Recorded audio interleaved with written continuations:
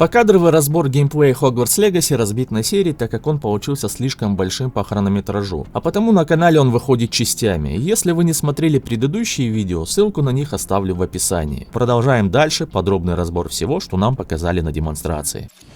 Общий вид местности в этом кадре мне сильно нравится. Очень много растительности, густой лес, высокая трава, красивые предметы окружения. В этом месте прям очень хорошо. И тут показано знакомство с нашей будущей напарницей, за которой снова этот зеленый огонь около портрета с надписью Wildsmith. Наверное, нужно будет найти на территории все такие мемориалы или что это такое, и каким-либо образом с ними повзаимодействовать. Очередная катсцена, где наши герои пытаются успеть попасть в замок до закрытия. И похоже, тут, как и в оригинальной истории, упрямая и справедливая подруга, как ее охарактеризовал диктор, и которая является аналогом Гермионы, соображает гораздо быстрее аналога Гарри, который почему-то стоит и смотрит ей вслед какое-то время вместо того, чтобы сразу же побежать, и из-за чего, естественно, не успевает за врата. Возможно, это начало какой-то сюжетной миссии, где мы впервые окажемся среди ночи вне стен Хогвартса и вляпаемся в какие-то неприятности. В общем-то, тоже в стиле Поттера. А вот другая наша напарница уже из Пуффендуя, она любит фантастических зверушек, причем ей гораздо легче находить общий язык с ними, чем с людьми. На мой взгляд, очень милая и добрая. И снова встреча с кентавром, но на этот раз в более мирной обстановке, нежели в начале демонстрации. На этом кадре никто иной, как полтергейст Пивз, появление которого я предсказывал в своем прошлом видео по наследию Хогвартса. Персонаж которого несправедливо вырезали из фильма. Чувствую, с ним мы снова натерпимся бед и всевозможных издевок. И в этой сцене этот негодяй нас выдает, пока мы втайне посещаем запретную секцию в библиотеке. И снова отсылки. Тут наш еще один из напарников, слизеринец Себастьян, которого мы уже видели ранее. Он получает абиссинскую смоковницу, растение, более известное нам под названием сморщенная фига, которая была в игре Гарри Поттер и принц Полукровка. Однако у Себастьяна забирают и уничтожают это растение. Какая-то очередная касцена и сюжетного задания, по которому, как я понял, Себастьян хочет снять какое-то проклятие. Видимо, нам придется помочь ему с этим самостоятельно. В этом эпизоде с проработкой окружения и персонажей, на мой взгляд, все в полном порядке. Снова демонстрация жизни обычных учеников вне уроков. Заколдованные скрипки и виолончели играют какие-то мелодии. Кто-то попивает чай, другие просто наслаждаются тем, что родились волшебниками и могут вот так вот сидеть спокойно, отдыхать в Хогвартсе на фоне картины какой-то ведьмы. А вот наконец-то и меняющая направление лестница, и тут я уже вижу летящую коллекционную страницу, которая подсвечивается. Осталось только использовать манящие чары. И тут стены со множеством живых портретов. Это место по атмосфере сильнее всего отсылает к первым двум частям Гарри Поттера. На стене можно заметить странный символ, возможно и по совпадению, но сильно напоминающий знак даров смерти, но с вопросительным знаком по центру. Возможно, в этот знак нужно выпустить какое-то определенное заклинание, чтобы что-то произошло. Может быть, это просто указатель, что в этом помещении есть какая-либо подсказка для выполнения задачи по коллекционированию. Чем бы это ни было, это определенно снова одна из многочисленных тайн Хогвартса. Тут демонстрируется, как я понимаю, наше первое знакомство с выручай-комнатой, которая прямо на наших глазах меняет свою обстановку под наши нужды. И по итогу она будет выглядеть так. Место, в которое хочется возвращаться. Тут можно увидеть прыгающий на одной ноге горшок. Очевидная отсылка к одной из историй Барда Бидля «Волшебник и прыгающий горшок» из сборника «Волшебник сказок Барда».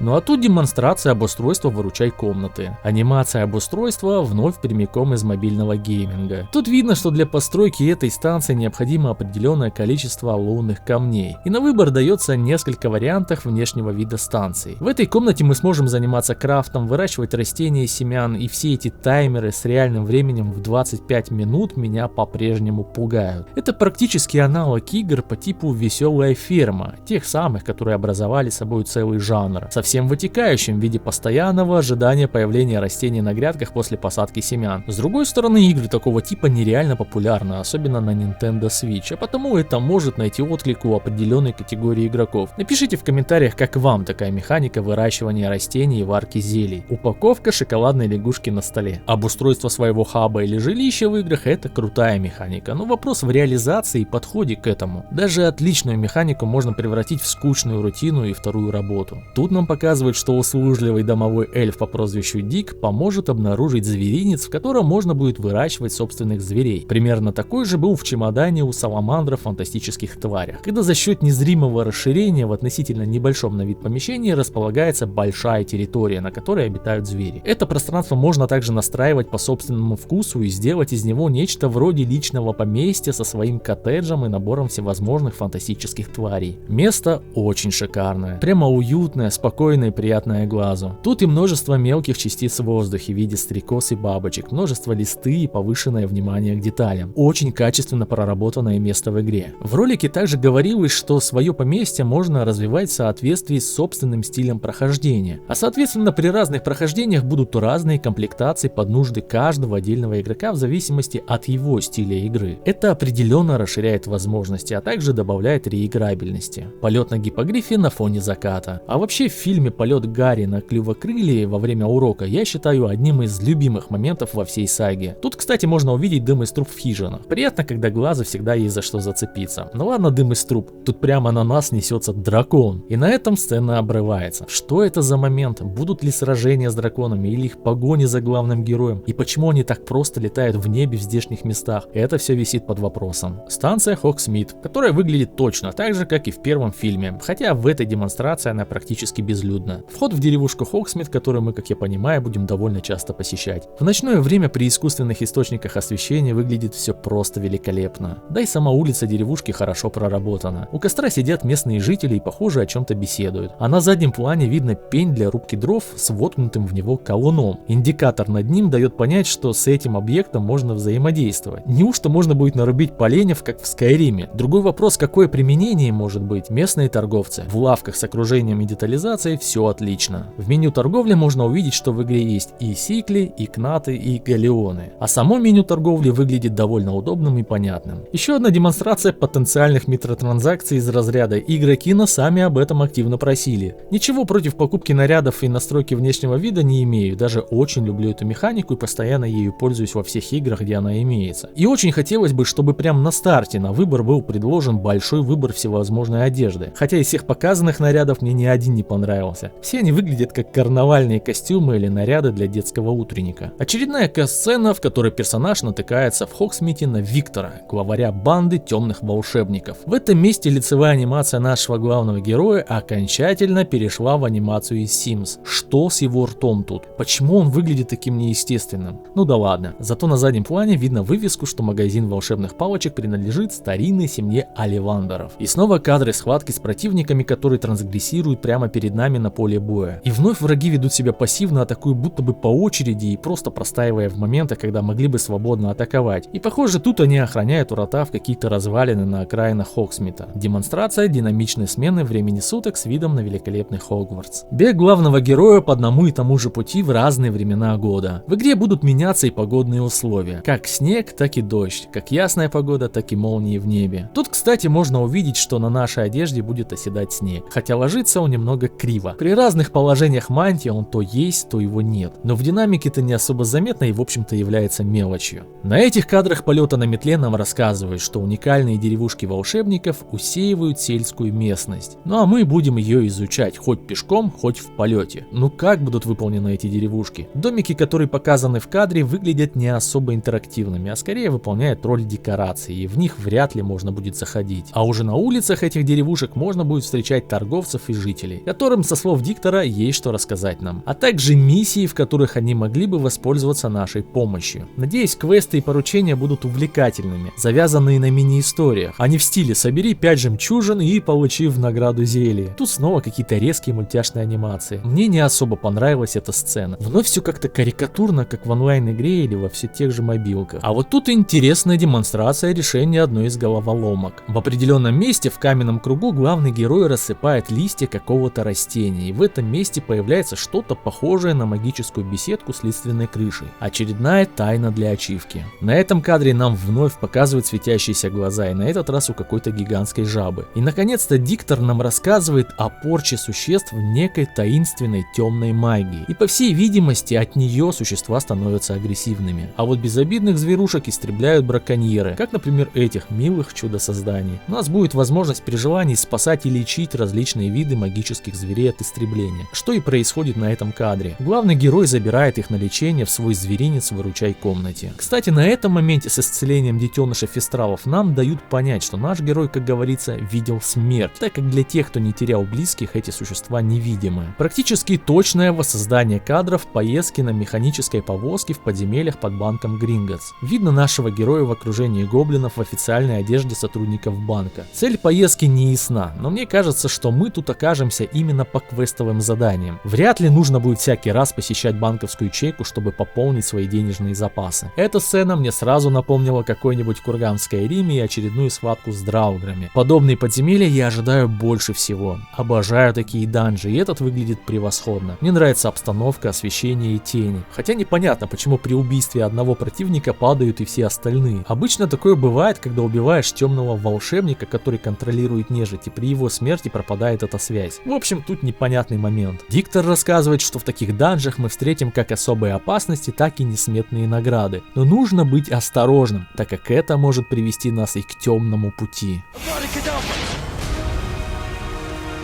Один из ключевых моментов демонстрации — это использование самого главного непростительного заклинания Авада Кедавра. Убивающее заклятие, которое, похоже, будет ваншотать вообще всех кого угодно. Вот только мне интересно, сможет ли наш герой после применения заклятия к человеческим существам продолжать спокойно учиться в школе и спать в уютной кровати, а не будет ли он схвачен мракоборцами и отправлен в Азкабан. Плюс такие заклинания имеют силу только у поистине злых волшебников. Даже Гарри не смог до конца осуществить пытку над Белатрисой, убийцей своего любимого крестного, а это по свежей памяти сразу после убийства Сириуса. Неужто мы из своего персонажа сможем сделать по-настоящему монстра? И тогда сможем ли мы использовать все непростительные заклятия? Это нам оставили в качестве загадки. Очень сильный момент демонстрации. В этом кадре происходит нечто непонятное. Наш герой спокойно идет к массивной двери, а помещение наполняется нечто похожим на воду. Но вроде как это магическая иллюзия, до конца не ясно, что тут демонстрируется. Среди наших союзников будет и гоблин, и тут показана беседа с ним в таверне Кабанья Голова, судя по вывеске на стене позади них. Очередной полет на гиппогрифе над скелетом огромного создания, возможно дракона. Вновь кат-сцена, где главный герой вместе с профессором Фигом раскрывают какой-то древний секрет, заключенный по всей видимости в какой-то книге. Схватка все с теми же ожившими статуями. Открытие секретного прохода в замке. Похоже как раз на вход в выручай комнату, когда в стене появляется дверь. В этом кадре персонаж кастует Люмос, стоя на фоне полной луны. И у меня сразу возникли мысли, а будет ли в игре возможность стать анимагом или же познакомиться с оборотнем? Ничего подобного не показали, но эта сцена с полнолунием мне показалась небольшим намеком на какую-то связь с оборотнями. Тем более, что в основном произведении этому практически посвящена целая книга и прописаны полноценные герои с обеих сторон. А вокруг этой болезни построены различные ключевые сюжетные повороты, вплоть до самого финала. Этой арке, на мой взгляд, тоже нужно было бы уделить какое-то внимание в игре. Снова восхитительный общий план на Хогвартс. Одна из встреч с драконом, возможно с тем же, что попадал в кадры ранее. И все так же непонятно, будет ли какая-то схватка с ним, если да, то как она будет реализована. Сейчас снова набегут эксперты и скажут, что это виверна, а не дракон. Но давайте уж не будем настолько душнить, нам же гораздо приятнее называть таких тварей именно драконами. А проработан он, кстати, очень хорошо, как внешний вид, так и его анимация. Ну и оканчивается демонстрация геймплея кадрами летящего главного героя на гиппогрифе на фоне замка в лучах заходящего солнца.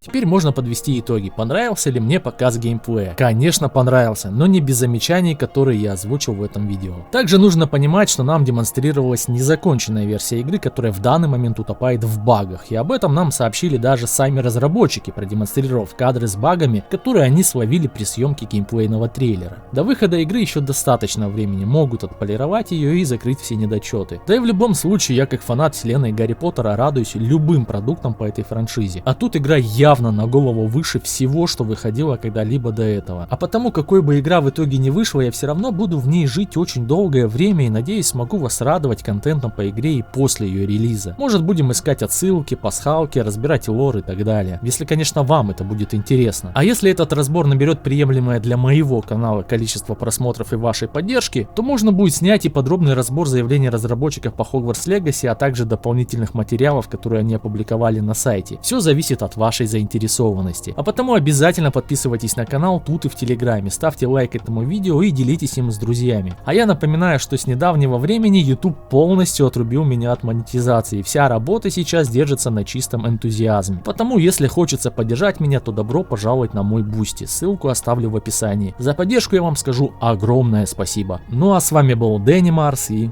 до новых встреч.